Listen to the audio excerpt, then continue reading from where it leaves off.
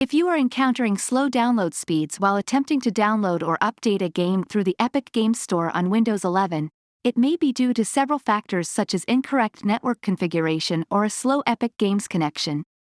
This tutorial will provide you with multiple solutions to enhance your download speed on the Epic Games launcher.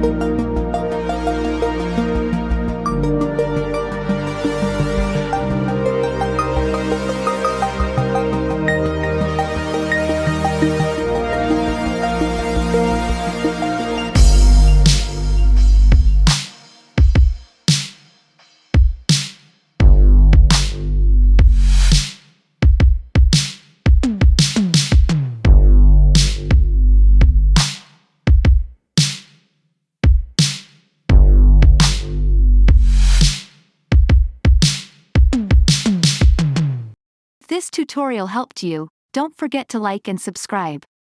Thanks for watching.